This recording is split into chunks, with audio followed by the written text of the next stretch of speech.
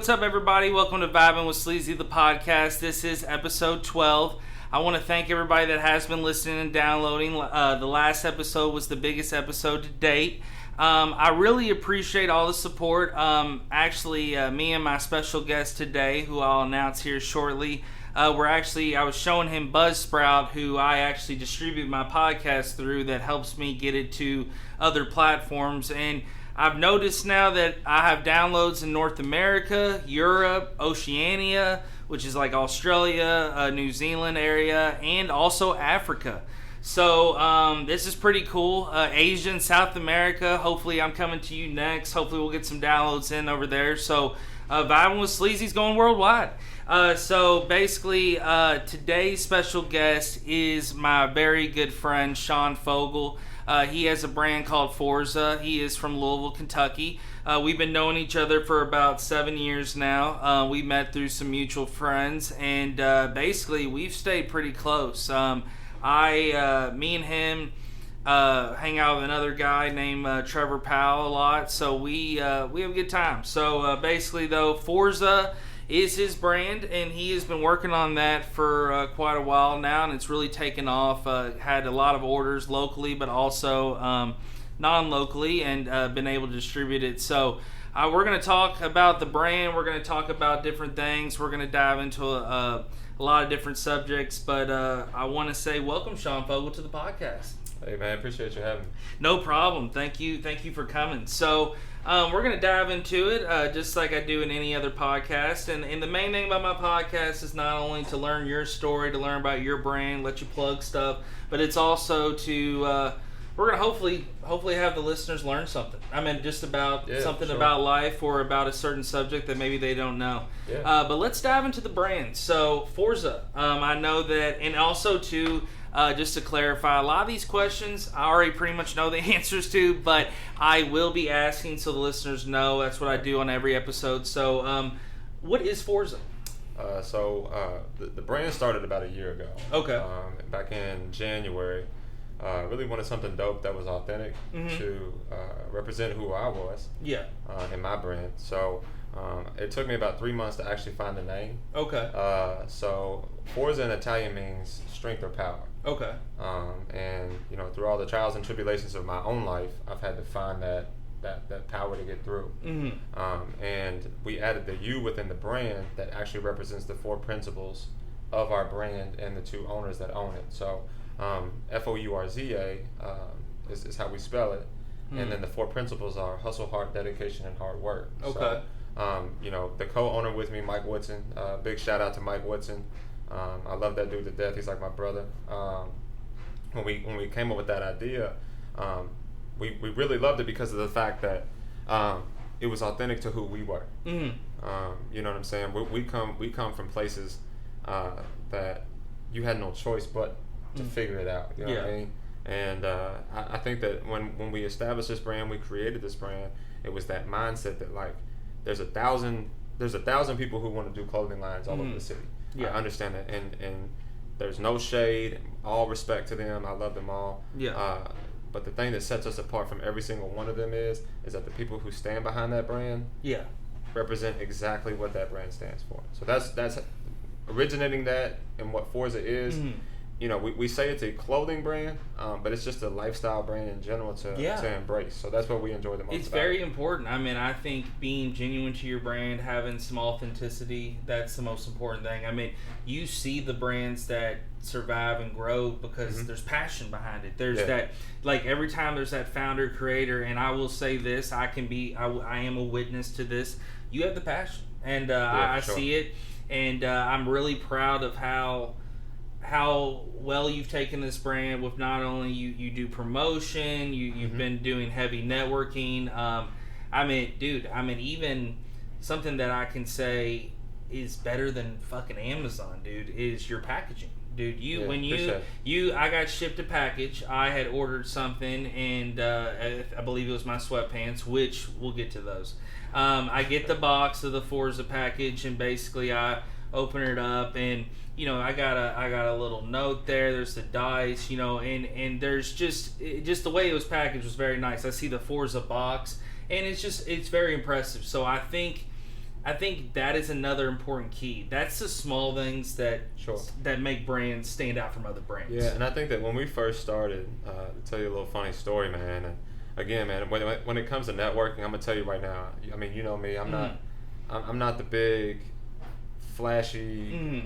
I'll connect with any type of person. So I got to give the credit to my man Mike Woodson. He is unbelievable when it comes to networking. Yeah. That dude can talk to a bum on the street and talk to a millionaire the same way, and he'll put us in positions that, I mean, we went to an Oaks party last week that we should have never even been in. Yeah. So you know what I'm saying? So, yeah. But when the funny story about the packaging is that when we first started our brand, we were just using recycled boxes that had all bunch of wonky ass writing on it. You know what I'm saying? Yeah. And so like, my man Mike calls me. He's like, "Bro, we got to switch the packaging up." And you know, I got to give him credit for this. You know what I'm saying? We and you know, that's this kind of dialogue between he and I is where we established the "You're Fucking Welcome" brand. The "You're Fucking Welcome" brand, because it's so organic in how we talk to each other. But he was like, "We got to do the packaging different. We got to make sure we make sure that the consumer feels special in every box that they open, whether it's, you know, the personalized box, whether it's welcome to the Fourza family, even the small little QR code on the card. You know, you just scan it and you pull up the site and you're able to shop that way. Yeah. It's impressive. It's impressive. So, you know, I'm calling him, I'm like, bullshit, you know, we just need to get stuff out. So we ended up working with Zimmer Design, who's our design company now. Yeah. And the very first thing they were like, after assessing, you know, everything that we need to do for you guys, we would like to mention specialized boxing, personal cards, etc., etc. So I was like, you know, from a logistics standpoint, I'm the numbers guy, I'm the money guy. I know how to handle the money and do all that stuff. Yeah. You know, I'm the one that takes care of all that. So I was like, you know what, man, if we're gonna do it, we're gonna do it big. So we're gonna do the packaging on the outside of the box is gonna be Fourza labeled. They're gonna get stickers. They're gonna get the whole nine, and individually wrapping each T-shirt personally, and sending the box in just to make that customer feel special. That's incredible. Yeah. And so, what would you say if somebody,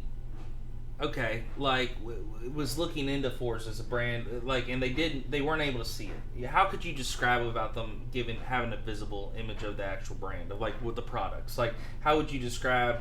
Would you say the clothing is for anybody, for everybody, fitness wise, or is it more? No, I'll tell you what, bro. Yeah. I actually posted a picture of this yesterday. So our second or third photo shoot we did was actually at a barbershop. Okay. And we had all the OGs, we had the young kids, we had the middle generation, we had our generation there. And the thing about Fourza, it doesn't matter. It's so hard to explain on social media what it is to people and what age group it really taps into. But really, it taps into anybody. Oh, yes. Even if I didn't have this shirt on, bro, I respect you to the utmost when it comes to your hustle.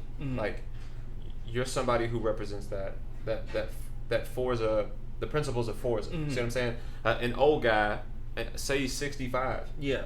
But he's been hustling all his life. It applies to him. Say it's the young kid who's trying to make it to college and is grinding this every single day. Yeah. Whether he's 12, 13, 14, it applies to him. That's awesome. So the spectrum on who it really taps into, it taps into everybody. That's what's great. Yeah. So, I mean, we have a target demographic that we want to hit.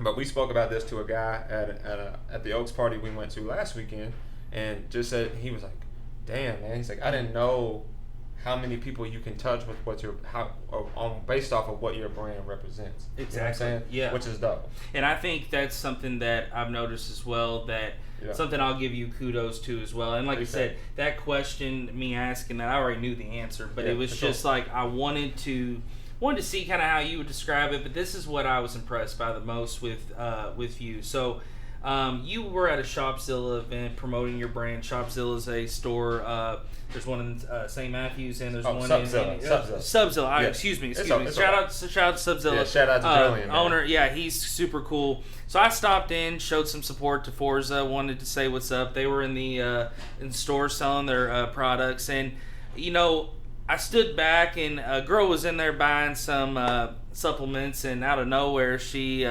sees the Fourza brand back there, and she sees some of your products, and she starts asking you questions, pretty much the beginner questions of what is this? What's this represent? Sure. And dude, you sold it. Like, nobody, like, Mike didn't have to step in. Or the other dude that was there didn't step in. I was completely quiet. Julian was doing something at the register. It was just you and her one-on-one, and that was very impressive because you sold the brand in a very motivational way. Like, you were motivated. You clearly knew what you were selling, and it wasn't like you were just, like, bullshit. Like, well, you know, it's just this thing I created. Like, you were telling her what this means and why she should represent it. So she loved it. She bought something. Something that I have purchased from Sean is a pair of Fourza sweatpants. And I'm not lying. I'm not saying this because he's on my episode. I would say this even if I didn't know him. These sweatpants are by far the most comfortable sweatpants I have ever worn in my life. Yeah, appreciate that. Yeah, I'm not bullshitting. They are fucking fire. Like, I got them. You know, I was like, hey, let's be like some regular sweatpants, throw them on. I'm like, oh, fuck. Like, these feel pretty good. Yeah. And then next thing you know, I'm like, I want to do everything in these. So, I will say that it's the everyday sweatpant from the standpoint of I've played basketball in them. I've played football in them. I've literally slept in them. I go to a chick's house. I go to the club. Like, I don't give a shit. These sweatpants are comfortable. And, like, they can go with really anything. You got the black and the gray. So, what are some brands that, let's say this, before you did create the brand of Fourza, that influenced you? Not only from the standpoint that you like to wear, but something that, like, I don't know, like, what was some fashion that motivated you that maybe said, like, hey, you know, I kind of like that brand and I maybe want to do something similar one day? There's one, I mean, I know you probably know, it's like Nipsey Hussle is my all-time favorite artist. Mm-hmm. Yes. And, you know, the Marathon clothing is unreal. Supreme is dope. Mm-hmm. Gosh, man, there's so many. Even your big brands like Nike. Yeah. Like their tracksuits, mm-hmm. they're dope. Adidas is dope. Man, I could go on and on forever on all the type of brands that I love them all for real. And to be honest, that's what I like. I love how different brands have different appeal and different things. Like, I will say this one brand that stands out to me that has just been something that when I was able to actually afford it on my own and I was able to actually purchase it with my own money, I kind of felt like it was a big achievement for me. So, like, in high school, I had a bootleg Billionaire Boys Club shirt. I bought for $25 on eBay.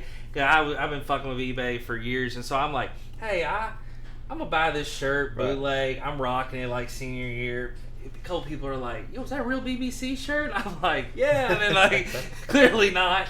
And so then me and my boy Jama, we went to Brooklyn, and then we went into New York, like into Manhattan and like just Bronx, all that area, and we're just exploring all over New York. So I had to go to the Billionaire Boys Club. Shout out to Pharrell, shout out to BBC. I dropped like $300 in the store. The reason I say that, shit's expensive. Oh, but for sure. It was a fucking go for mine. And when I got that shirt, I was so pumped, like, and I could just see the quality and the brand. I still got 2 of the shirts now. Like, I still rock them. And, dude, I've washed them, everything. They do not get deteriorated, nothing. So, that's a brand that's really stood out to me. And that's something that I could actually, that story I could actually compare to your brand. And I will say in a complimentary way of, you make product that you want to last, to stand around. You don't want it to be something temporary or a shirt you wear for a few days. And I will say this, you know, even on your first run, when I bought the Vancouver Grizzly style hustle shirt, you know, you had that brand. I had it on a white Nike shirt. It's very extremely comfortable. And, you know, it was on the Nike brand. We just talked about Nike. Yeah. Nike's is one of our, you know, it's one of our generation's favorites. I mean, it's my favorite. It's one of your favorites. Like, the quality they got is outstanding, but also too, I just love the new stuff they come out with. Like, and I rocked a pair of Air Maxes yesterday, and it was all day at an event, and man, they're just comfortable. Right. And you know, and it's just like, I just love the evolving of shoes. And so when you talk about Fourza and as a whole, like from a standpoint of a long-term goal, could you ever see Fourza doing shoes? No, I mean, to be honest, it's really like not the lane that we would probably do. Maybe slides. Yeah, maybe slides. Oh, that'd be cool. Maybe slides would be a thing, but like, you know, we came up with the idea to do clothing first because it's such a easy cash flow. Yes. You know what I'm saying? It's, I mean, when you're selling a product, and when it comes to quality. And everybody needs clothes. That is, yeah. Big facts. Big facts. Yeah. But the thing that we take pride in has always been the quality of our clothes. Our T-shirts are always dope traveling shirts. Yeah. The shorts that we're coming out with this summer are actually sublimated. So, that's tight. Okay.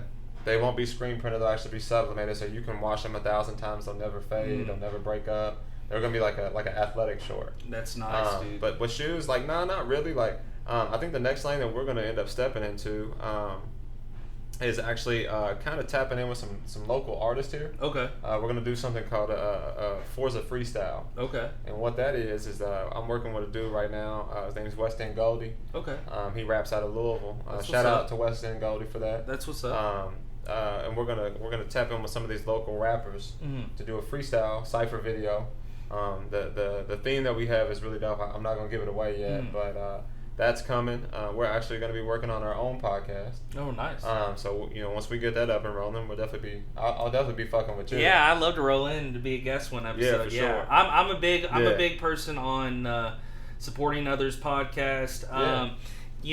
I'll be honest, there's a few podcasts out there that I've supported locally, and they've shown the love back. There's even one podcast, I ain't gonna call them out, but I've supported a lot. I don't feel the love back from that one, but it's one of those cases. You gotta keep it moving, though. But that's the thing about it. That's what I was gonna get to. So I'm the type of person where I don't give a shit. If you don't support me, I'm still gonna support you. I'm still gonna promote your shit. I'll just remember. I'll remember like I remember, and it's one of those things that but I will say this: the other podcasts locally that have been promoting, supporting has been amazing. I've already mentioned them on a few other podcasts, and I love seeing anybody do a podcast, anybody being creative. I'll give it a shot. I've had the rappers here recently DM me locally. I've listened to some of their stuff where, hey, can I get on your podcast?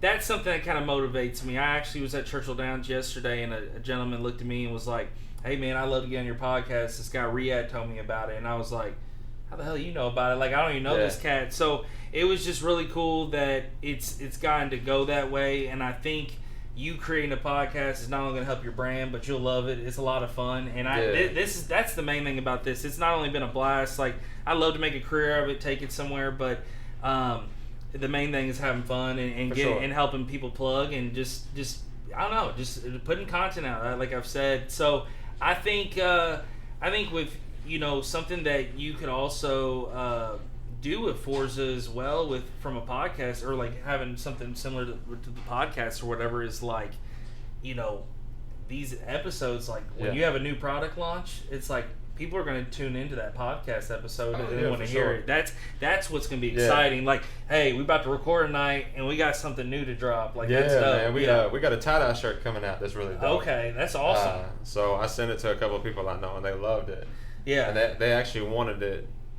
Yeah, those type of people that want it like right now. They're like, can I get it today? I'm like, nah, you gotta wait till June. Can I get that early drop? Can I get that early drop? But the derby shirt we have was actually really dope too. Yeah, I like that derby shirt. I thought that was cool. That's definitely part of derby history. Yeah, for sure. And so that shirt was really neat. We actually created that in 5 minutes. That's awesome. That's where you feel like, this is something I got to put out. Like, this is a design. Like, if it's done in 5 minutes, like anything you do, if you can get something done that quick, even though sometimes people are like, "Oh, don't rush." Like no, when you know, like that's how. And I say we, but it was we call them our family over at Zimmer Design. Yeah. Huge shout out to Jim and Jess Zimmer. They are the most amazing people that you will ever meet.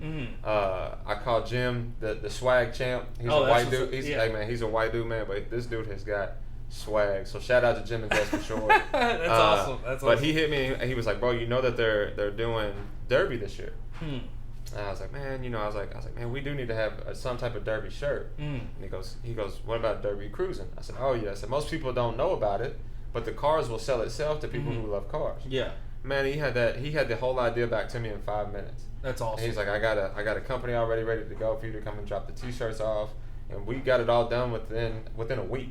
And it's one of those cases where when it's a collaboration and you have someone else that's also backing it, it's a win-win. And they absolutely love us. From the very first time that Zimmer sat down and met with my homie Mike and I, They really understood because with Zimmer, they don't when they talk to you, they don't just chomp at the bit right away. So like say for example, like you wanted a logo and you came in and was like, I need a logo, or I'm starting a brand. They actually take you through a process before they really even fuck with you. And so we went through 2 interview processes with them just to kind of let them know who we were. And one of the dopest questions they asked was, if there was any artist that you think that will represent you the most in your brand, who would it be? Wow. And I was like, you know what?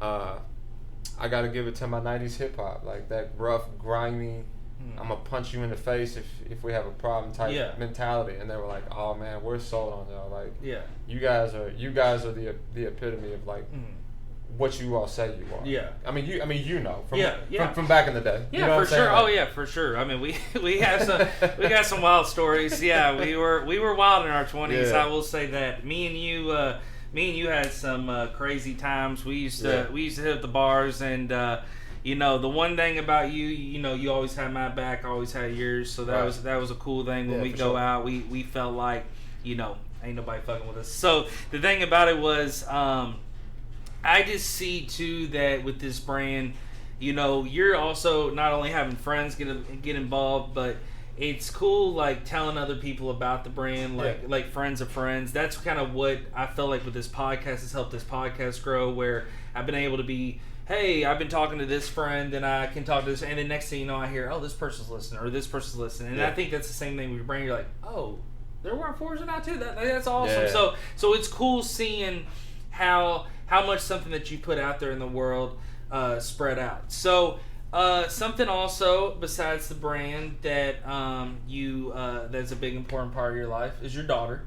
So you are a father. This man, I'll tell you what, right now, this dude is a hell of a father. He's thank you, bro. He's all about his daughter. She right now lives in Atlanta, and Sean does go down and visit a lot, and she's always been a big part of his life. Yeah. So, and we all see it. We know how much that you work hard just because you want to give her a good life. So I see that. Yeah, I see that, and I know that, and that's what's awesome. And so, you going down to Atlanta, I had to ask you, because you are a diehard Atlanta Braves fan. That's a fact. What was that new stadium like? Like, what was what is it like? Man, I tell you what, it's just something different. You know what I mean, that's what I've heard. It's called the Battery. Okay. So what it is Truist Park is on the outskirts.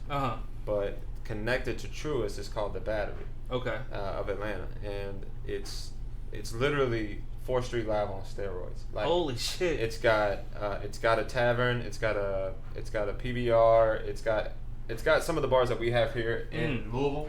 But then you have a bar called the Yard House, and then you go further. There's shops. Then you go further down. There's a steakhouse. Chop Shop? No, that's the Chop House is actually inside the field. Oh, okay. Which is dope. Yeah. I've seen that on MLB The Show. When I'm hitting home runs on Trevor. The tickets for there though are like $300. So, but man, I tell you what, they got their own craft beer there at the Terrapin Tap House called Los Bravos. And bro, last time we went, you saw the photo. Yeah, dude. That was a day of me having too many Los Bravos at the field. Dude, it happens at a ball game, dude. Like, once the beer starts flowing, it's good weather, baseball game's good, you got good company, it's like, and the capacity was dope, because they did 75% at that time. So, fans, I mean, it was crazy. Like, I'm a diehard Florida Gator fan, but I've been to the Swamp only one time. Yeah. But, when we go down to Atlanta, we go to games all the time. So, it was good to get back into the field and see actual fans, and like I think that day we ended up hitting 4 home runs. Dansby Swanson hit a game-winning single that game. Wow. But it was just dope to see like fans getting up, everybody high-fiving. Like, it was. I mean, the vibe is just different. That's always the best thing. I mean, baseball games are. I've been to so many over the years, and the different stadiums, the vibes. Like when a moment happens, it's so exciting. A lot of people like to hate on baseball. Oh, it's boring, or I ain't watching on TV. You got to go and get in that element. And then shout out to Louisville Bats. Minor league games are great. Going out to a AAA game, it's a fucking blast. Like, Yeah, I for love sure. baseball. But going to an MLB game is a whole different feel. Like, I've been to several stadiums, but one of the craziest games I ever went to was Yankees-Baltimore up at Camden Yards in Baltimore. And Cal Ripken's playing. There's Jeter. Andy Pettit's pitching. It's a doubleheader, and I go. Shout out to my parents for taking me. That was the coolest experience. So we're in Baltimore for one of my dad's like business trips, and he brings me and my mom, and he lets us like explore. We hit the aquarium, ESPN zone, all that stuff. So I'm like, there's a doubleheader in town. Like, I'm trying to go. So we go the doubleheader. I'm having a blast out of nowhere. I have never felt so much electricity in the stadium. This game was so close. People are talking shit. Orioles fans, Yankees fans. Andy Pettit's like throwing like basically close to a no-hitter, and out of nowhere, Jeter hits 2 bombs that game. And Jeter's not a big home run guy. Right. And to see Jeter hit 2 bombs like was fucking awesome. And so pretty much that electricity of just AL North games. Like, I went to a Red Sox-Rays game. Red Sox blew them out like 17-1. These Red Sox fans are letting the Rays have it. Yeah. You know, there's no mercy. Like, hey, you're getting your ass kicked by 16. I'm still gonna call you a bum. And you know, the guy in center's like, fuck, like, man, I'm getting fucking called a bum the whole time. So right. especially, and if you're in right field, you're really fucked in Boston. But it's one of those cases where, you know, in Boston got the big green over in left field. Yeah. I mean, that would be so awesome just to play left one game, like take one off the wall and try to throw it back in. But yeah, MLB games are electric. And with the Braves, who's your favorite player for the Braves? Would you say right now? Shit, that's a tough one, bro. Yeah, it's a tough one between Acuna and Freeman. And Freeman is just, the guy is a hell of a first baseman. But when he's hitting the ball, you all are doing well. Like, that's when the Braves are doing well, when he's being, I feel like, productive. Acuna is leading the stat chart in every stat line right now. His strikeout percentage is 13% right now. Dude, he's insane. Fernando Tatis Jr. at the Padres is insane. Those kind of guys are the future of baseball. And I just hope, with the Braves organization, the Braves always somehow or another get rid of those guys. Yeah. Somehow, Andre Jones. Yeah. What was it? Hayward. Hayward ended up. He was an injury-prone guy, but you know what I'm saying. But dude, Hayward, before he had the injuries, he had a cannon for you all, dude. I saw that man throw a guy out at home against Cincinnati. Very first time we went to Disney Worldwide of Sports, and they do their spring training games there. Yeah. We went and showed up, and it was Hayward's very first at bat of his MLB career. Oh shit! Hit a fucking bomb over the fence. Really? I smoked it, bro. And everybody was like, he's going to be the next big thing in Atlanta, and he just never panned out. Yeah, he never panned out. He won the World Series with the Cubs. He's made the money. I mean, he's had a career, but I will say this: I went to a Reds Braves game, and basically he had this cannon from like threw it in from right field, gunned a guy at home. Guy was trying to come from second to home, and me and my dad were talking at that time, and I was like, man, this guy is possibly the future of baseball, like you were saying. And not only did he not pan out, but it's just like, he was blessed. He got his money. He's had a career. He's still playing baseball, but it's he's still doing his thing. But it's like, it makes you wonder what would happen if the injuries didn't happen, or the potential led up to it. It's another player that is a big mystery to me, and still one of the best pitchers I still think of all time. But if injuries didn't get him, he might have been the next Cy Young. Like, probably would have named the award after him, Kerry Wood for the Cubs. Yeah, dude. Kerry Wood used to throw like 99. I think he had like the most strikeouts in a game at one point. Maybe he still does have that record. And number 34 ends up getting that injury, and when stuff starts happening to the shoulder, the elbow, it declines you. And and these guys can definitely can throw the heat, but an injury can change your whole career. Yeah. One thing about MLB, I'll say this, and I want to ask you your opinion. There's been 4 no-hitters. I believe there's been 4 no-hitters already this season, or at least 4, maybe 4 in the past 2 weeks. Maybe, I've seen that. Maybe more overall in the whole season. But a Cincinnati Reds player just threw one last night, which I was pumped about. How do you feel about baseball becoming more of a pitcher sport this year?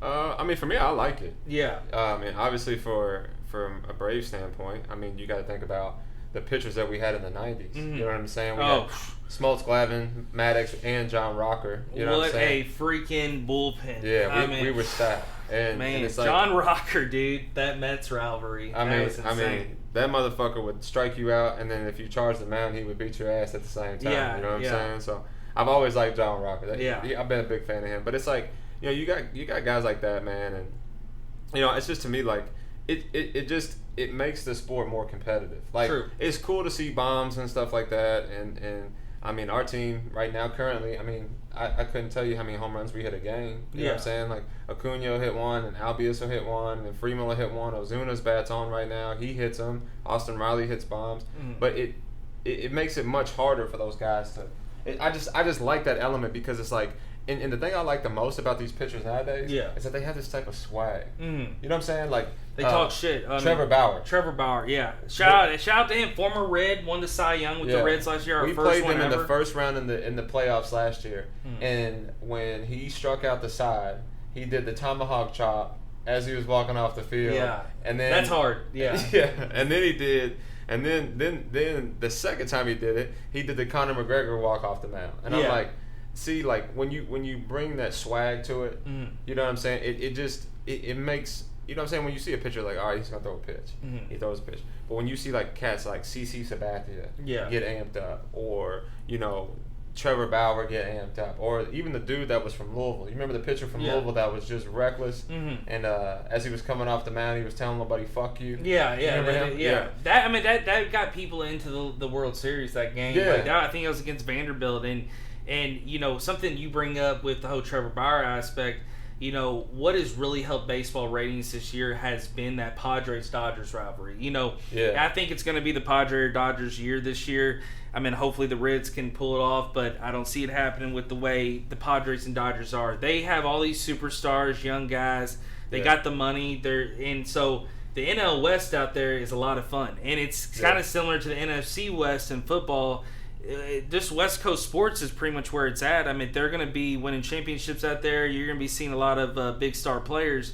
But, you know, I'm really about evolving, new school. I'm very, I'm not big on, like, I hate a lot of old school shit. Like, I'm cool with old school stuff, but I'm saying from a sports standpoint, I like to see the game keep it evolving and keep getting bigger stars and bigger moments, which is happening in sports. But the one thing about not only baseball is, you know, I've been a big NHL fan my whole life, hockey. I actually followed NHL for a majority of my life, and the thing about it is there was a big fight between the Washington Capitals and New York Rangers. Are you talking about the fight where they just dropped the sticks and just got busy? Yeah, right at the beginning. And that was over a player from Washington actually hitting another player for the Rangers in a really dirty way. Pretty much put him out for the season.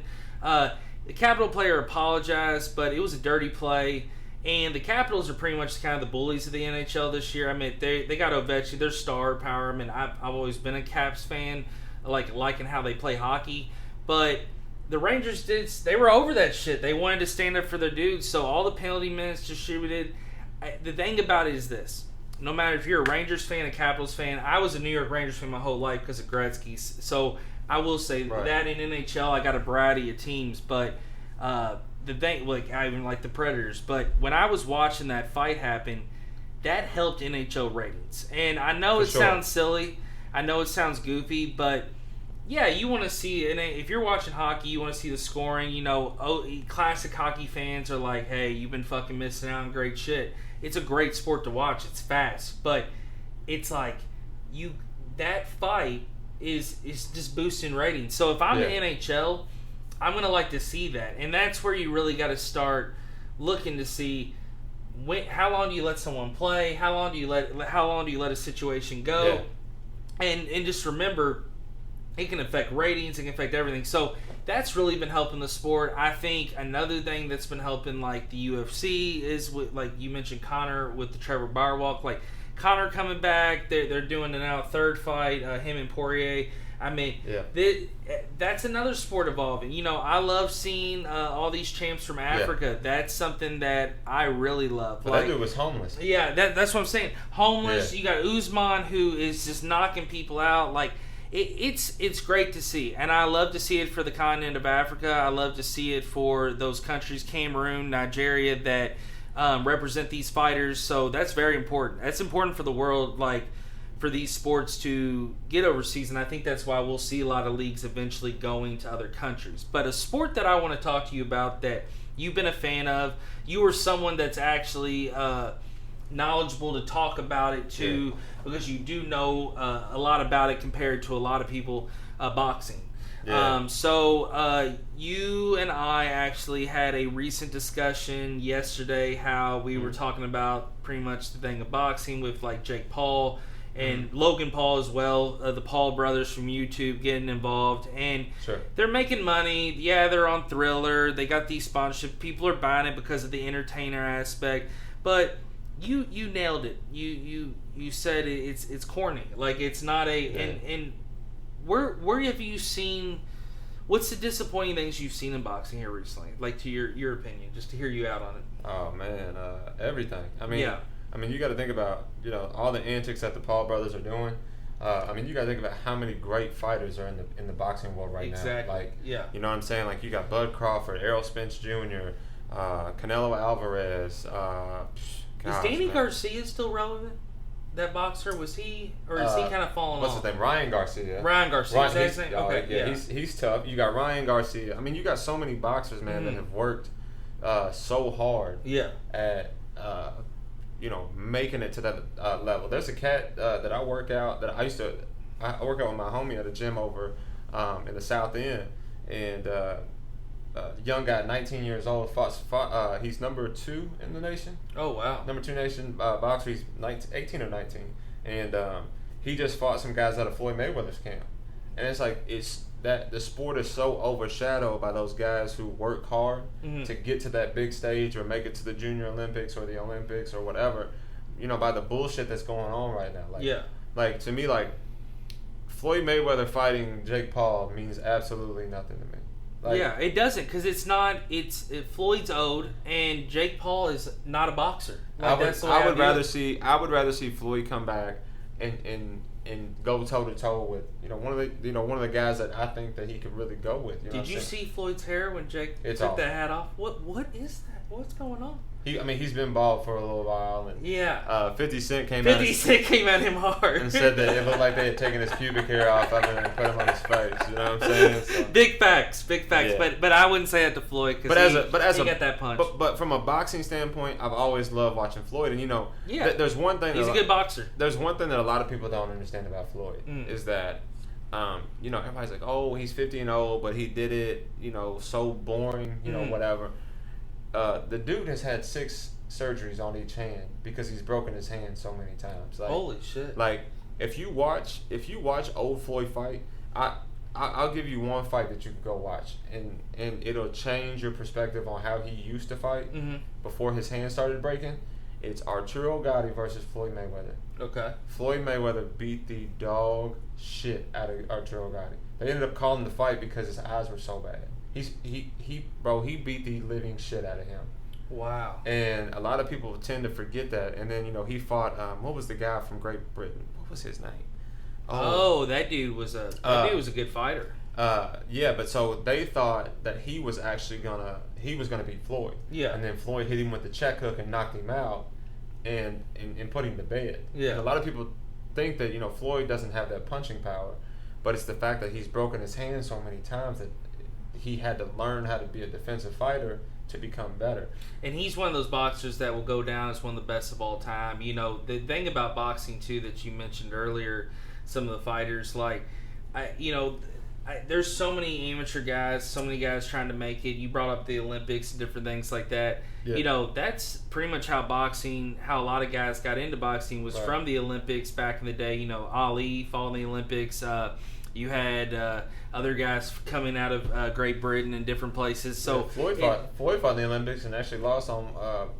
He lost in the championship round. Yeah, you got quite a few guys that have fought, and so some do make it out of the Olympics, and it does help their career. But some kind of get overshadowed by these bullshit fights. So I hope to see a lot of these amateur guys be able to take it to the next level or go to that level, because it's one of those cases that it's a sport that not only you're putting your body on the line, but you just got to keep getting better and better and better. Yeah. One of my favorite boxers and one of my homies here in town, Kenneth Schultz, I think he's 2-time Golden Gloves. He does a lot of boxing classes. He's still trying to get me to go out there and get some boxing in. So I'd love to give it a shot. But he's just a great guy, and I love to see what he's doing for the sport locally. And there's still boxing history here in this town. I mean, there's guys that still love it, and Louisville's got a big boxing history, legacy. Huge. Yeah, and people don't realize like the promoters, the events that come to town. You know, a lot of people really sleep on a certain venue that doesn't get used really at all anymore, just because it's falling apart. Is Louisville Gardens. I'd say Louisville Gardens, In Louisville Gardens, I've had a lot of classic memories in there. It's a great place. They've had so many wrestling shows. I saw my first WWE wrestling show. Yeah, dude. That's what I'm saying. People love the Gardens. Those locker rooms have a lot of history. That crowd, and so Louisville Gardens. It was in a special spot downtown. It was pretty much a central point in the main area, and when you would go in, you know, it had that historic feel. There's damn ceiling tiles falling out the fucking roof almost, you know, but it's like it just. Man, you were just like, how much shit went down in here? But it's like if those walls could talk kind of deal. But boxing wise, there was a lot of great fights there. Also, Freedom Hall, which I will say this, even as a Kentucky fan, the most comfortable arena seat I've ever sat in. You know, Mike in Tyson my entire got life knocked out is there. Freedom Hall. Yeah. Mike Tyson got knocked out in Freedom Hall. Yeah, Mike Tyson got knocked out in Freedom Hall. Freedom Hall has a lot of memories, but I will say this, the most comfortable seating was in Freedom Hall. I don't know if it's because the seats were broken in or what, but damn, it was like last time I was there, it was Kentucky versus Iona in a basketball game. Calipari used to would have a game in Louisville once a year, and man, dude, Freedom Hall, I walk in there. It's just, there's just a couple places where you walk in, it's not like a bad feeling. It's good memories. Like, it's good vibes. Sure. You're like, man, there's a lot of history in this motherfucker. And it's so funny, man. I tell you what, I grew up on watching boxing when I was coming up with my dad. The very first time, you know, my dad taught me how to fight. You know, I mean, you know, to digress away from that conversation real quick, and the way I learned how to fight was, I was a fourth grader. And I was talking reckless to this freshman in high school, bro. And, you know, I'm a man who keeps it all the way real with you. Yeah. I'm not ever going to sugarcoat nothing. He punched me in my eye. Oh, God. And I ran inside, and I told my dad that he punched me in the eye. And I just went back outside and got to it. And I got the dog shit beat out of me. Yeah. And my pop was like, you know, never again is this going to happen. Let me show you how to fight. Yeah. And from then on, man, I learned how to box from him. You know, he taught me how to box. He taught me how to fight. And then we would watch boxing matches together all the time. You know, when it was, you know, Tyson coming up, Mayweather coming up, Lennox Lewis. Woo! Let's talk about Great Britain. Yeah. Evander Holyfield. Oh gosh, man, I could go on and on. Oh gosh, man, I can't even think. There was a Dominican boxer that was really good coming up during that time. Bernard Hopkins was another one. Yeah, you also had was Sugar Shane Mosley. Sugar Shane Mosley. Woo, man, that dude could talk the shit too. Oscar De La Hoya. De La Hoya is still in the promotion game, Golden Boy Promotions, and he's put on a lot of big fights. Yeah. But there's some people have controversial feelings about De La Hoya.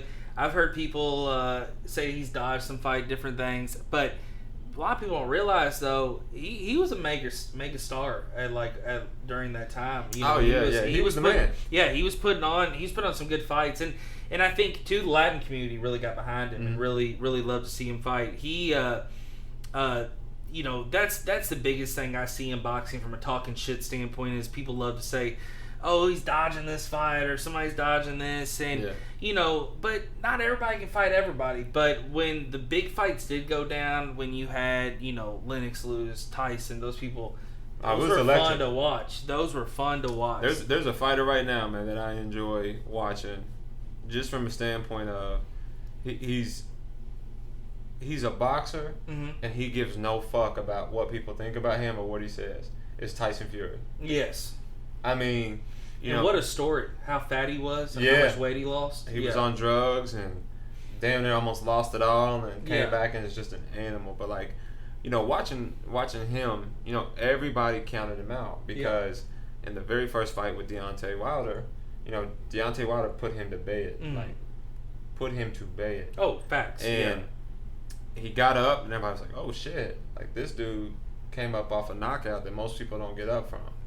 Yeah, and Wilder's got some punches. He came back and said, I'm going to beat him at his own game. So if you go back and watch that fight, all Fury did was close in on his space, limit the distance that Deontay Wilder could throw a punch, and just, beat the living shit out of him. Yeah, and it's one of those cases too where Tyson Fury, not only with boxing, I was super impressed with his transformation over to WWE. Just for special events. So one big thing, I'm not a huge fan of WWE's product currently today. I'm an AEW guy, but when it comes to pro wrestling is a sport. It's an art. People putting their bodies on the line. WWE loves to jump on the adrenaline rush or the, I guess you would say, whoever the biggest star at that point is, they can book. They book on what sales platform. Yeah, what sales? Yeah, they've booked Pete Rose. They've booked Floyd Mayweather. They've booked Snoop Dogg. Oh, Snoop Dogg. They've booked big models. All these different people, and a lot of times these people, that celebrities that work with them, they have a celebrity wing of the WWE Hall of Fame where Vince will put them in. But that's a big thing Vince thinks sells, and it still does work in a way. They just use Bad Bunny, who actually impressed a lot of people. From the way how hard he worked to learn pro wrestling to be able to put on a show like at WrestleMania. The biggest thing, though, that when it comes to Tyson Fury, not only did he lose all this weight, comes back, fights Deontay Wilder, comes out of a knockout, transforms his body, his life. He also got in the ring from a pro wrestling standpoint. So Braun Strowman, one of the biggest wrestlers in WWE at this time, he is a huge man. He's probably 7 foot, 325, a monster. They call him, I think, the Monster Among Men. He can beat the shit out of anybody. Used to be a bodybuilder, and like world's strongest man guy. So that's who they want to put up Fury against. And they bring Fury down to the WWE Performance Center, and they got him working with a lot of amateurs. And he's he's doing shoulder dives. He's like doing clotheslines. He's checking them out of nowhere. Like, they kind of did a promo for the fight, and they bring Braun Strowman like coming in under the rope, and he just hits Tyson Fury with the shoulder. Tyson Fury goes flying back. But I will say this: he did his bump. That's what they call it, a bump when you get knocked like that. He did his bump perfect, and he like mastered it. So I can respect him from the standpoint of, this guy's pretty much a professional when it comes to anything he's doing sport-wise. Yeah. For sure. And he was on the pizza thing with the Barstool guy that does the pizza chat, one bite, everybody knows the rules. They had Tyson Fury on there for that as well. Yeah, and Tyson Fury's like I think he's in New York City, and he's like, yeah, I'm here, whatever, and he's like eating the pizza, and so he just, I think you're right. He's definitely changed and evolved his life. Do you see the boxing as a sport getting better eventually one day, or do you see it keep declining? I think the sport of boxing right now is good. Yeah, it's just that it's overshadowed. Mm-hmm. Like, everybody wanted to see the Bud Crawford and Errol Spence fight, and obviously Errol Spence got into a car crash last year or a year and a half ago where he wrecked his Ferrari and was down for a little while. He just came back and fought and is back on, but. You got your Bud Crawford, you got Devin Haney, who's a young kid coming up. You got Ryan Garcia, who is a savage. He put that dude down. The liver shot he had in his last fight. Put the guy. He got knocked out early in the fight. He got knocked down early in the fight. Yeah. But then he came back and hit the guy with a liver shot. And I don't know if you've ever had a liver shot. Oh. It's the most painful thing that you'll ever feel. So, yeah, especially getting it from a professional boxer is not going to be any fun. Yeah. You got Tank Davis. Is it Tank Davis? I think that's his name. Gervonta Davis. Yeah, He's a young guy. He's in Floyd's camp. Yeah, and he's been knocking out people left and right. So I think the sport of boxing has some very solid boxers now. Another area that's gotten a lot better is the heavyweight division. You got Tyson Fury, you got Deontay Wilder, Anthony Joshua, Anthony Ruiz, who knocked out Anthony Joshua before. Yeah. So you got some big names in heavyweight that people really pay attention to now. Back in the day, it was just Vladimir Klitschko, and that was it. Yeah. You know what I'm saying? Not too many people were tuning in. Yeah. At that point. You got Lomachenko, Telefino Lopez. And what's this big fight this weekend? Is there a fight this weekend? Carlos Alvarez? Is there? Is it Canelo? Canelo Alvarez. Yeah, Canelo Alvarez. Excuse me, Canelo Alvarez. Yeah, and he was another guy, man, that people thought would beat Floyd. Yeah. And Floyd just dissected him the whole fight. Yeah, because Alvarez, man, he's had some big championships, and he actually told a story recently. He was on, I believe it was the Graham Bershinger show, and he was talking to him about his brother being kidnapped in Mexico, and he actually had to talk to the kidnappers and negotiate the ransom and negotiate getting his brother, and he got his brother back safe. But he said that's why he can't, he's not going to return to Mexico. But it's but he can't lose. He doesn't want to uproot his family down there. He wants them to have their life. So he just tries to work, work with his family down there. But he's got a lot of stress on his plate. Not only being a professional boxer, but having that worry. So he, I will say this, man. He's done some big fights. But yeah, Mayweather just. It seemed like Mayweather really could knock out anybody you threw at him. The WWE standpoint, Mayweather did really well with working with Big Show. That was a huge deal at WrestleMania, and I think that's something that will eventually get Mayweather in that WWE Hall of Fame, probably just from what he did. It just to me. It's like he was such a great boxer, or he is such a great boxer. Yeah. It's a shame that he has to take it to this level. Because he's got the money. That's the one thing. It'd be different if he was needing the money. It's like you're respected as such a technical and sound boxer that you're playing to the hand of money instead of your reputation of fighting good boxers, which bothers me the most, because it's like he's gonna go down as the dude who was a great boxer, but he was just fucking around with these goof troops at the end of his career, and it's just I wouldn't even. It's an exhibition fight, so even if he won, it doesn't matter. Yeah. But I mean, to me, it's like I've had a couple homies be like, "Hey, man, you gonna watch it?" I'm like, "No."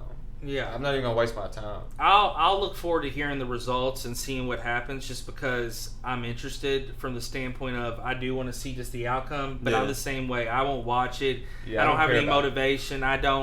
It doesn't matter to me. The biggest thing to me in life that a lot of people don't realize, I get it. I know life's not forever. Everybody is trying to make it and survive, but big thing to me is legacy.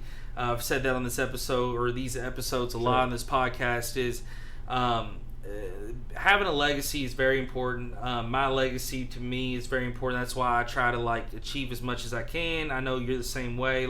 We also want to just show people too that it's this is what we're made of. This kind of people.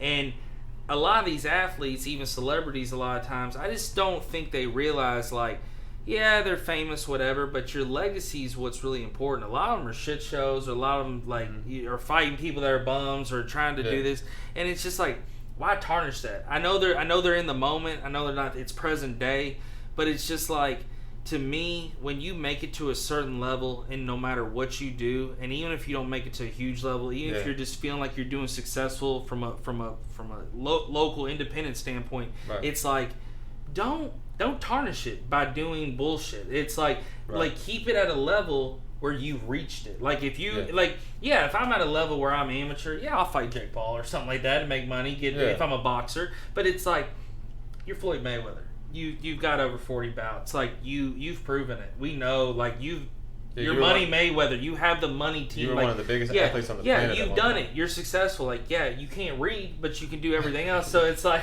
sorry, I had to say it. But it's just it's one of these cases where it's he's done it. And so I think I'm completely on the same level with you, agreeing that it can be a little bit of a goofy, corny show. I was taught a long time ago, man, by one of the OGs, and it was the fact that you can do all the stuff that you want to do around here. You can make all the money that you want to make. Yeah. But at the end of the day, when you leave this earth, it don't matter. How do you want to be remembered? Exactly. That's a big thing to me. Yes. For me, I take my brand and the level of professionalism that I bring to any situation. You know what I'm saying? I mean, we've had this conversation before. I come from nothing. I come from an abusive dad who abused my mom, and in that whole situation, we came up and, she was a single mom. I saw my mom struggle. I saw my mom, cheese and Miracle Whip sandwiches is what we would eat, or what we called woodside bread. And what woodside bread is it was the only bread that you could buy with paper food stamps at that time. It was the hamburger buns. Yeah. So what we would do is we would take butter and garlic salt and put them in the oven, and that was garlic bread. But it was called woodside bread when I lived in Middletown. Yeah. And so we came up on that type of thing, and it was like we struggled with money and stuff like that, and it's like when I finally came into being my own person, I rebelled early. You know what I'm saying? Like I did the criminal stuff. I did all the dumb stuff with people that I over here in Louisville, and I was doing some things at IUS that I shouldn't have been doing, and but it's at the same time, it's like when I came from that into being the person who I am now, it was like I got to cut the bullshit off. I got a daughter. I went and got my MBA, or I got my undergrad. I got my MBA. That's awesome. And it's like, to be honest, man, it's not even the fact of like my legacy for people. It's not even the fact for the people of my legacy for the people when I leave here. It's the legacy that I build for my daughter to look up to one day. Yeah. See what I'm saying? So like, me. In a non-disrespectful way, I don't care what anybody thinks about me. The only person that I care about that looks up to me is my child. Yeah, and I think too, if you have more kids down the road at any point, I'm not saying you are, but I'm just saying if you did. She's a handful, bro. But I'm saying if you did though, I could see you being that way, where you're wanting to build a legacy around all of the ones that are your kids, and that's something that's important to you. And so I'm the same way. Like, I don't have kids, but my biggest thing is this. I want to leave a legacy from a standpoint of like what I've achieved and done, right, but also like make my family proud, my friends proud. I want to live a long life, but it's like I just want people to. That's why I put a lot of content out. That's why I try to be involved, go to events. Right. I'm a big like one of my probably weaknesses is I don't say no. Like, you invite me, I'm going. Like 90% of the time I'm going, and if I don't go, it's because I have plans somewhere else. And I think that's something important, though, for me. And I think it's something people can see that, like, hey, he's committed, he cares. Like, I make an effort. It's your party, whatever. Like, I'll show up. I'll make an appearance. Like, I don't give a fuck if I got 3 things to do that day. That's just the kind of person I am. So I think it's very important for people to have that. Now, there's people out there that, like, not giving a shit. I get that, but there's people out there that like don't give a shit just about themselves, and it's sad. And I think that's something where people really need to change that in 2021, because the thing about it is this: it's a digital world, and and I'm not saying social media is important, but it's a standpoint of you got to keep working hard, working towards whatever goal, even if it's the most minimal goal. Like, you're wanting to be the manager of Soupy's. I don't know. This came to mind. But it's like, you want to do that. You're just a cashier. Right. Don't give up on it. Keep working at it. Like people get so defeated just because something doesn't happen that quick. If I did that shit, like, I'm talking at Budweiser. If I didn't do the things I did at Budweiser, mouthing up, saying stuff, I wouldn't have got to where I was at. My whole journey has been me standing up for me, showing people who I believe in, and I don't give a fuck what anybody said. Like, when it comes, that's where I don't give a fuck. Right. I don't give a fuck when it comes work wise. Yeah. I don't care who I work with. If they have a feeling, I always try to be a nice person. I'm always the person everybody gets along with at work. Right. But if somebody said, hey, I don't like that, I put the effort and I put in the work, the energy, and I guess I'm the point guard to my own journey and path. And I think I think that's what you've done. I think that's what I've done. And a lot of my friends now at this age, at 31, that's who I want in my life. I want people that feel comfortable navigating their career. Like, I'm there to help out whenever, but it's like they got grips on, hey, this is my journey. I might not be there yet, but I'm not giving up. And I think not giving up is the biggest thing. I think too, it's you could have all the money in the world, right? Yes, exactly. You could have a lavish home. You could have the prettiest girl, the flyest shoes, the flyest car. It don't matter, right? Mm-hmm. But at the end of the day, it's all about the respect that you stand on for yourself, right? Yep. So you could have all that. I know some cats that have all of that, but I don't respect them because of the person that they are, right? That's something too. I'll say I agree with that 100%. That's something I'll say that you and I have definitely talked about in the past. We have mutual people that we know that do quite well, and it's like we've talked about how some people stay the same, some people change. The one thing I'll compliment about you and I, no matter what goes on with your brand, if it blows up, no matter what happens to my podcast, we don't change. Like, we just keep doing us. Like, we keep working on ourselves, but we're the same people when we're around everybody. And I think that's something that is important. And I think it's something that when you get too big for your head or you forget about your friend just because something's occurring in your life, it shows. And I don't like that. Like, I think that's a big pet peeve of mine. It's like, I've had a lot of people in my life where it's from the standpoint they might get busy on something that's so minimal, but they don't realize we're busy too. And I'm not calling anybody out or anything that. Just talking about different situations, seeing how people have to remember, especially at this age, like, life is short, and you got to like support your friends. You got to go out and do these things. I'll shout out to my boy Austin Rich right now. Huge shout out to my dog, man. I love you, bro. Yeah, I love the dude to death. He came in town here recently and visited me, and we had a good time. I got to meet the in-laws again. They always have me over when he's in town, and it's always a shit show. It's always a lot of fun. We get pretty crunk. I brought the bourbon this time, so we got pretty wild. But, one thing that Austin's biggest pet peeve is, and I'll speak for him, and I'll tell him, I'll keep it real with him. He's very impatient with some things. Like, he wants to be big right now, but I know he's going to get there, and I believe in it. I'm one of his biggest fans. Yeah, that Dear Diary thing is dope. Yeah, his Dear Diary thing's dope. I love everything he's doing. He is somebody that I respect. I have a lot of admiration for. He's not only one of my best friends, but I really like to see where he hasn't given up. I mean, that's what I'm saying. He gets impatient. He gets frustrated. You're going to blow up, bro. Like, trust me. You've already done a lot. I just think he's somebody that has the passion and wants to do it. But the thing about Austin is that, that guy he stays genuine to what he does with his show and like with his brand and everything he does. And so I think he's somebody, though, with the thing that he is the biggest pet peeve on is people not sharing content that he does. And I think you and I are very good about, so is others, about sharing content, trying to promote others, talking about it, for sure. Leading up to something. And so Austin and me have talked about it a lot. It's a big pet peeve. And I know people have different opinions. Like, I don't have to share everything. I don't have to do that. I actually talked to another buddy that felt that way. But I don't care. I've said this before. I don't care if anybody shares this podcast. I just want you to listen, download, support it if you are, and if you are, I appreciate it. Right. But it's the same thing with Fourza. That's how you feel. It's like, you're gonna support me. You're gonna support me. Yeah, I actually had a situation out at Parlor. And I'm not gonna say his name. I mean, he might not listen to this, but I really don't give a shit. But you know what I'm saying.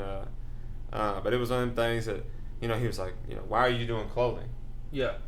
And I said, it's my lane, bro. Like, it's what I want to do. It's what I want to do. And he said, clothing is not gonna get you that far. I said, you know what, man? Like, I respect your opinion, but I'm gonna have to disagree. You know what I'm saying? Like, I'm not gonna sit here and exert any energy and waste my time and having a full blown conversation on if I'm gonna make it or not. And see, and that's the shit I don't like. There's a few people, and like I said, I won't call names out too, but there's people, when you talk to them, I've said, like, hey, I did music. There's haters of that. There's people that, hey, been haters of maybe my poetry, different things like that. But the supporters and the love have always overlapped that, and that's where I just don't think about the negativity. There's always going to be minimal negativity in your life, no matter how much you want to not have it. There's going to be some hater or some outsider, and that's where, like you said, great about 30 minutes ago into the podcast, you got to keep it moving. That's something I love to hear. You got to say fuck those haters. That's something I want people to take from this show and learn. Fuck those haters. Fuck the negativity. And keep doing you and keep doing your brand. I'm going to keep doing this podcast till the day I fucking die. I know he's going to keep doing his brand till the day he dies. It's something that we believe in. It's something that we want to do. and you know who's riding with you, and you're not going to forget that. And so I think what's great for you and I is our legacy. We, even if we do have anyone that hates or negativity, our positivity and what we've already done is overlapping that bullshit, and we've already have started developing. And that's what I love about our hustle. And I'll tell you what, man, just to kind of piggyback off of what you were saying about people's negativity, like, bro, I've and it's not even for a sympathy thing, because I mean, you know me, I'm cold-hearted as fuck. You know, I don't care that much. Yeah. But the thing is like, you know what I'm saying? The negativity, it doesn't bother me because I've been through hell. Mm-hmm. So these little words that you're throwing out here and trying to degrade what I'm doing, I'm just gonna say fuck you and keep moving. Dude, I'm not gonna give you that strong, passionate emotion of. I'm not gonna beat my chest and do all that. Hey man, you know what, bro? Hey man, fuck you. Yeah. Excuse me. Hey, I appreciate your opinion, but fuck you. I'm gonna keep doing what I want to do. And it doesn't. And that's the way it should be, because at that point, because you and I both know we got more riders, more supporters than it is haters. So it's like people, and that's something that a lot of people have told me. Yeah. That flatters me and makes me feel really appreciative of like what I'm doing. They'll say to me, "I love you doing a podcast. I love you doing that." People I don't even realize are listening, and that's what means the most to me. And so I think that's something that's very important from the standpoint of, as long as you know people riding, keep doing you, and that's for anybody out there with a dream or a goal. And you know, I got a couple friends out there that have great ideas, and I think a lot of times their anxiety and things hold them back. And I just want you to know, if you're listening, I believe in you, and you can do it, and that's to anybody. And you know, don't give up. Like keep pushing, and because you never know how your life can change. And I'll tell you what, big dog, is that when you start not giving a shit about what people think and how the opinions of others affect you, you know, they always talk about self-happiness and self-love. You know what I'm saying? Like you truly find that when you literally are just like, I don't care what you think. 100%. I told somebody one time, you know, I mean, you know about my past and the nonsense I used to get into. Yeah. And you know, this dude got the rap, and I said, look, man, I said, it's all fine and dandy. I said, you can have an opinion, it ain't no big deal. But let me tell you something. If we sat down in the same room, you wouldn't have the same type of energy and personality. Yeah. I mean, we wouldn't. I mean, I'm more about sitting down and having a conversation like men. But if you want to take it there, by all means, you know me. Yeah. I'm all the way with whatever you want to do. Yeah. But at the same time, like, bro, I'm 30. I have a beautiful daughter. I own my own home. I own my own car. I'm blessed with things that so many people don't may not have. be. Yeah. And first and foremost, I'm humble and thankful for that. But at the same time, like, I don't care what you think about me. Exactly. Yeah. Like, again, you know, we talk about it from a male or female standpoint. You know what I'm saying? Like, oh, you know, Sean, you're not shit. Cool, that's your opinion. Yeah. But a lot of motherfuckers be like, hey, Sean will ride for anybody. Like, you know it. Like, I don't give a fuck if I'm working a Subzilla event at 3:30 on a Saturday. I'm dog tired. I've been out drinking, which this is what happened last weekend. But I'm dog tired. I don't feel like doing shit. And you pick up that phone and you call me and you say, bro, I'm going through it. Yeah. I'm pulling up. Yeah, like, and that's how I am. Like, if you know me, like, you and I have been so many times where I can pick up the phone, call you, you can call me. Without a doubt. And that's something that has been very important for our friendship, but it's also been, I think it's been important for our brand also, because people believe in us and ride us because they know we would do the same shit for them. Yeah, and that's something that I'll say for Trevor too. Like, you know, Trevor's been a big supporter of you and I. You know, with the podcast, he was a big supporter in the beginning. He's been a big supporter of your brand. So I will say this. You know, Trevor is one person that he does believe in us, and so it's always nice hearing from him what he believes in. You know, Lopez, another one of our friends mutually that we hang out with, you know, she really believes in what we're both doing. Yeah. And I love hearing that, like, hey, I listen to every episode. Or, hey, I hear Lopez bought this big order. All this stuff. That shit's cool. And I love seeing when you post the pictures of the packages, like, hey, I'm ready to ship it out. I love when I see someone share my podcast. So that support and that networking, it's just a beautiful thing. It's part of life, and that's one.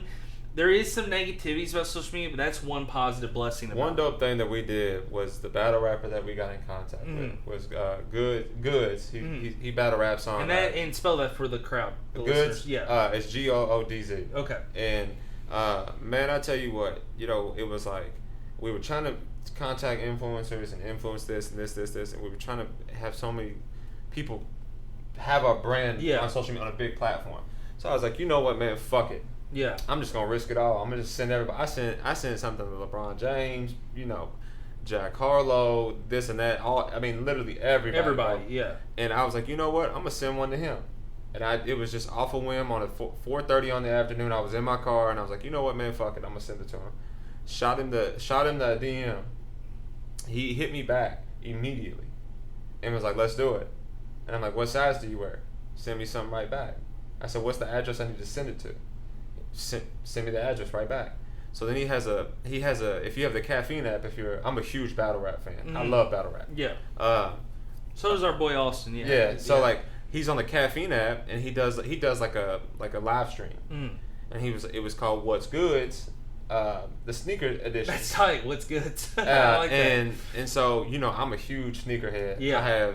I have shoes upon shoes in my closet. What are these you're rocking now? Are these 360s? No, those are Vapor Max Pluses. Those are tight. The most comfortable shoe you ever wear. Yeah, I love air on those shoes. So, he was like, "Hey, if you want, I'll let some of my people who are watching share their shoes and show what you got." Yeah. He's like, "All you got to do is hit me on in the DM, and I'll send you the link to call in, and we can FaceTime." Yeah.